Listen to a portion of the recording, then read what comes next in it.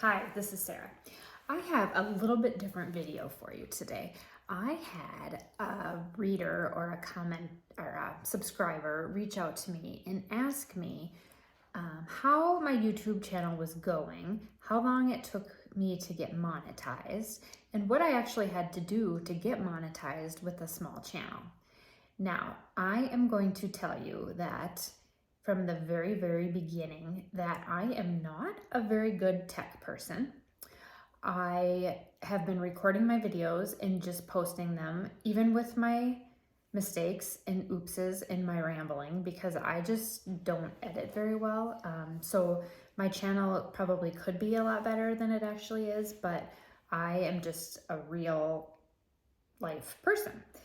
So I decided last year in January, so January of 2024, that I was going to start my YouTube journey, specifically because I became a new empty nester and my kids left for college, and I was going to go absolutely crazy and drive my kids crazy.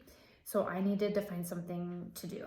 So I work full time in accounting, and I live in way northern Minnesota, so it makes it extremely difficult to just go out and try to better yourself.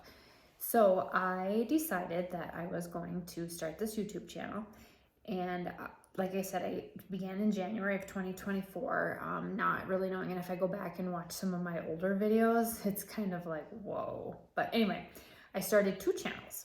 I started a channel called A Wildly Fun Life to document dogs, adventures, traveling. I do a lot of fishing and hunting and outdoor things, so I kind of wanted to keep that separate.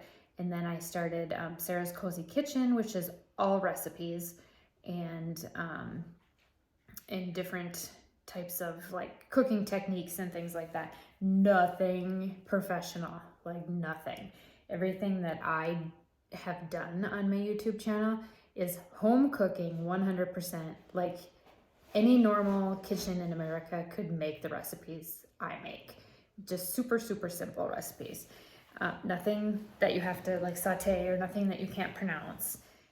Just super basic. So I have two channels. My goal was to monetize both of them. That didn't happen. So let me tell you that in the year 2024, I monetized one of them, the Sara's Cozy Kitchen. So now I am an accountant, so I keep track of my analytics, revenues, page views, RPMs, like all of that stuff, expenses of the food, which believe me, with the cost of food, I did not make any money last year. And so cooking channels are extremely difficult. They're hard to compete. There's a lot of people out there. The YouTube algorithm will pick you up for a little while and then it'll drop you. It's like a roller coaster ride. So I'll have like a really good video that does good, and then it'll just crash. Like it has this January. This January has been really, really bad for me. Almost to the point where I'm wondering if it's worth it to continue on my YouTube journey, because like I could go pick up a second job at McDonald's and make a lot more money than I'm making at YouTube right now.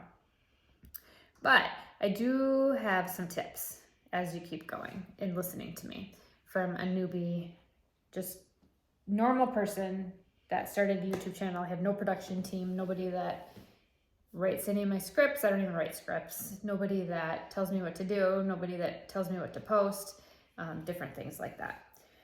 So in 2024, I posted all through the year, and I just could not pick up any traction. If you look at my watch time hours for 2024, now this is on Sara's Cozy Kitchen, the one that I actually monetized. A Wildly Fun Life is like halfway to monetization, but I'm not making a lot of traction there. So if you look, I had horrible views all the way up until Wednesday, November 6th. So starting in November, I decided that I was going to start a series. And this sounds absolutely insane, and it was insane. So I decided I was going to post every single day a baking video for Christmas. So I started in November. I had 64 days until Christmas. I almost didn't make it, but I did. Like I said, working full time, and sometimes I would have to batch record videos on the weekends where I'd make 3 or 4 things. Okay, so the downside is that I was able to monetize by the middle of December. So almost all of my traffic that I made in November was not monetized. So ads were playing on my videos while I was not getting paid for them the month of November, and my views were pretty high in November, so I feel like I missed out on a lot of revenue because I wasn't monetized yet. The minute I got monetized, it took another 7 to 10 days for all of the applications and testing and getting it all set up and where it actually started recording what I was going to make. So my revenue for December was, I thought, really, really good for being monetized it was about 3.5 weeks of December. So I ended up making about $940. But this is what happened. I had spent probably $1,800 in groceries in the month of November and December, because when you're buying all these recipes and meat and eggs and sugar and flour, and then all of the like Christmassy stuff, the M&Ms and the melting chocolates and all of the stuff that goes with the recipes, I probably had about $1,700 to $1,800. So I actually lost about $1,000 just trying to get to the monetization process, which I knew that it was going to take me a little bit of money to keep going. So fast forward to, okay, so I had like 3,000 subscribers between November and December. Okay, but look what happened in 2025 now. I have been posting consistently 3 to 4 times a week, some sweets, some more meals, and probably like some more like appetizer type things, so not so much Christmassy things. So my views in January have absolutely tanked. They went down to like 34,000. I only gained 83 subscribers in the month of January, and my revenue was $89. And I've probably have $300 to $400 in food for the month of January for this particular channel. So I am just letting people know that this is possible. You can do this. This is possible. The only way that I was able to get monetized with my series is posting 64 days in a row, and I had 1 or 2 videos that maybe had 15 to 16,000 views. But that increased the watch hours enough that I could be monetized. Now my watch hours, like I said, have just dive bombed in January. I don't know if it's the combination of, I thought about changing my name on my website, and I'm still thinking about doing that. I thought about combining my lifestyle, Wildly Fun Life, and the kitchen and just doing one, because I'm trying to create a community of people that are like me, and a community of people that enjoy adventure, travel, food. I mean, I am absolutely nobody special, but just an empty nester that was looking for a community of people is basically what I was trying to do, and create an income so that I can supplement my retirement as I get a little bit closer to that. So anyway, my like I said, my stats have absolutely died in December. If I was making this consistently month to month, there's no way I could survive doing this, because I lose money every single month buying the food to create all these recipes. And I have to give most of it away because there's just 2 of us in this house and we can't eat it all. So it's basically money just I'm spending more money than's coming in. So this is the reality of starting a YouTube channel. Some people just absolutely pop off and their videos go absolutely crazy. That does not happen to most of us. Most of us have to work at this super hard. My goal was to be at this is crazy. This is a crazy goal to be at 33,000 subscribers by the end of this year. I'm getting 1 to 2 a day, like, and some will drop off, and then I'll grab 5 or 6. And I'm not so much worried about the subscribers. I'm more worried about the watch time hours and who's actually watching my videos. Okay, so I keep saying a lot. I think that's a Midwestern thing. So my advice to you is, so what I also have done is I have different revenue streams. So I link every product I use through my LTK, because I do have an LTK. With LTK, if you don't know what that is it's basically just an area that you can link all your products to with one click. So let's say I'm using a girdle from Amazon, a crock pot from Target, a knife set from Walmart. I can put them all in one spot, so it's easier for people to click on. So I do get a little bit of revenue from people clicking on my links to purchase something. So that is one area I'm getting revenue. I'm also on the Amazon associates, and so I do get a little tiny little bit of income from them. And I do Amazon reviews, and actually I make more on Amazon reviews right now than I do on YouTube, and I have way little effort on that. That just kind of sells itself after you kind of get your video out there, as long as your video is halfway decent. And most of my stuff is coming from my dogs, all the equipment I use for my black labs.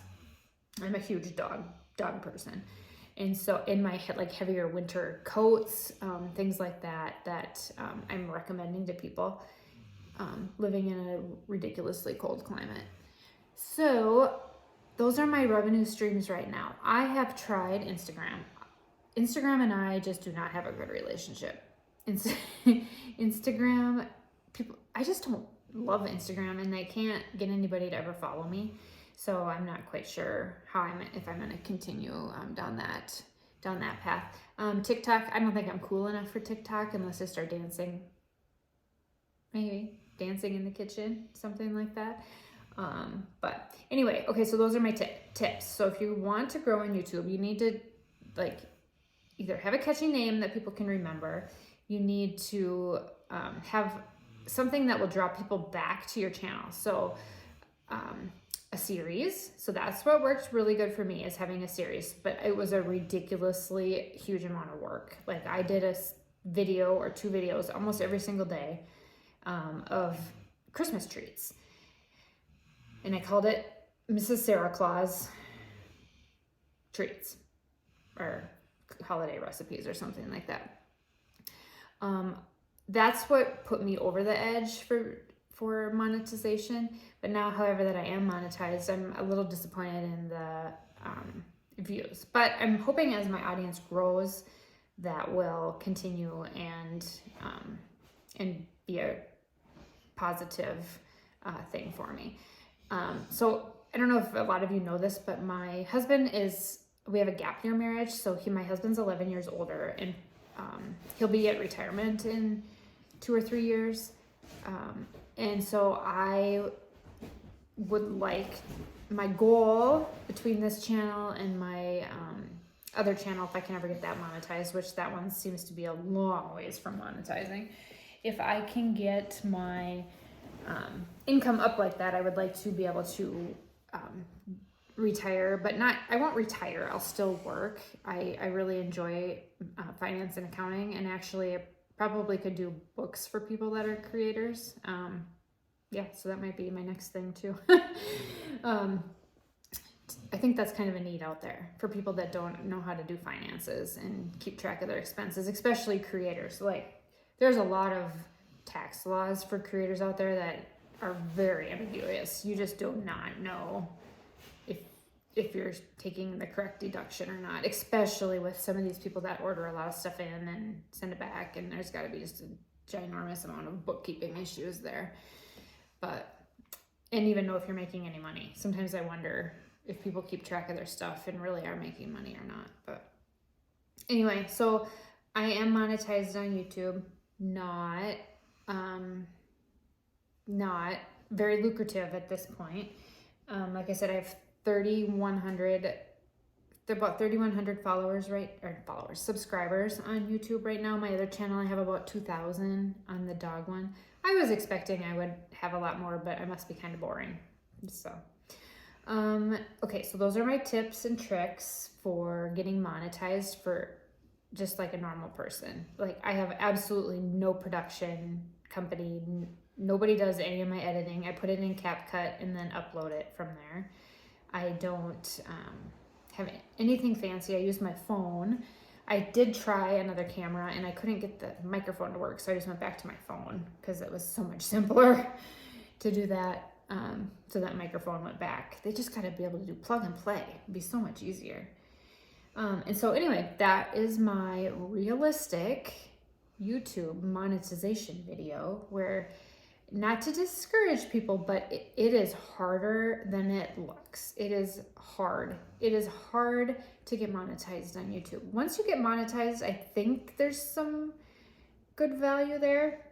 Like I said, I love my people. I have a lot of people that reach out to me and say that they made this cake or made this dessert or bought this jacket because I had recommended it. And that makes me happy, because I only cook things or recommend things that I would only use myself. So anyway, that is the short end of it. I hope this number improves for next month, so it's not so down in the dumps about my YouTube revenue. So far 2025 is slow out of the gate. But, well, thanks for joining me for 16 minutes of listening to me talk about my channel.